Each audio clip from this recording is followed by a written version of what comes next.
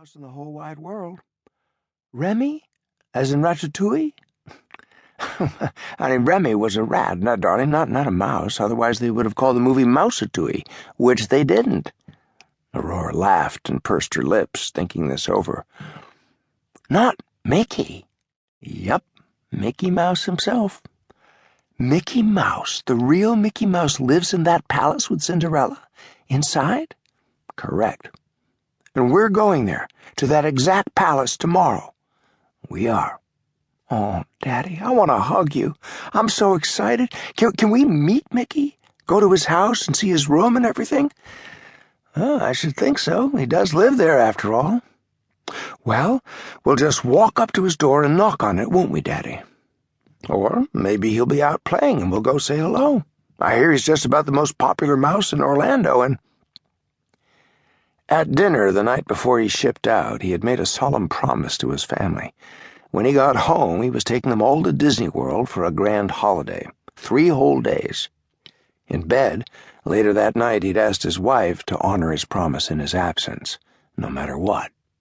And there were times, lying in a rocky roadside ditch, bleeding out, when Sergeant Chris Marley, USMC, had believed he'd never set foot. He still had one, anyway. Inside Disney World. He still remembered Aubrey, his son, who had pumped his fist and shouted, "Disney World! Space Mountain, bring it on!" "Daddy, wake up! You fell asleep reading." Aurora, her eyes gleaming, looked up at him and said one word freighted with reverence. "Mickey." At the moment the door swung inward, and a small, familiar-looking boy of 11, he was Aurora's older brother, stood there, holding a very beat-up red duffel bag with a big black L above a pair of crossed lacrosse sticks.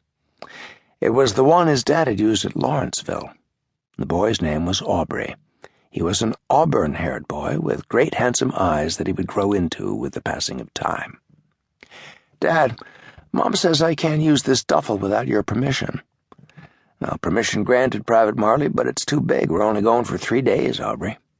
"Dad, what about my lacrosse stuff? It'll only fit in this." "No time for lacrosse where we're going, I'm afraid. Your days are already accounted for.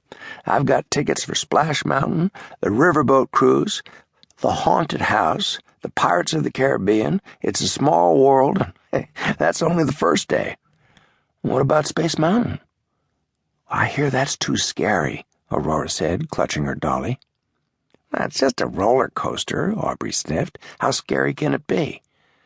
"Well, all I know is my best friend forever, Tabitha Longley, went, and she said it's all in the dark and you can't see anything. She hated it. She even threw up. Gross." Aubrey laughed.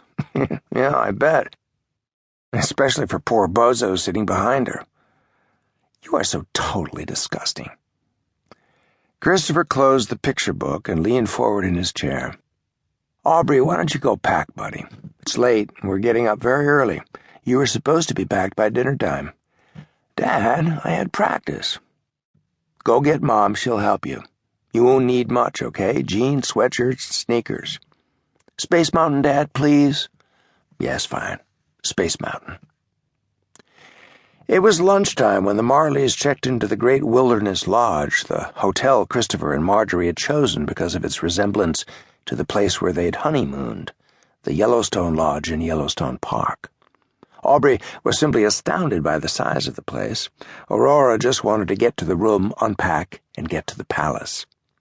After checking in, Chris had a nice moment when an elderly black gentleman with beautiful white hair and very erect posture arrived to help them with their luggage. "I honor your service, son," the man said quietly and with a knowing look. "Semper Fi," Chris smiled. "Semper Fi," the old fellow acknowledged. The family took the monorail to the park entrance and stepped down onto the platform. Above the roof of the train station, Aurora could glimpse the long banners streaming from the tall towers of Cinderella's palace. "Dad, there it is." "Just like the picture, isn't it?" "Oh, yes, let's go. We don't want to miss Mickey. I'm sure he's awake by now. He'll be home, though, don't you think?" "Oh, come on, follow me. I've got passes. We'll head straight for Main Street, and then we'll go find out."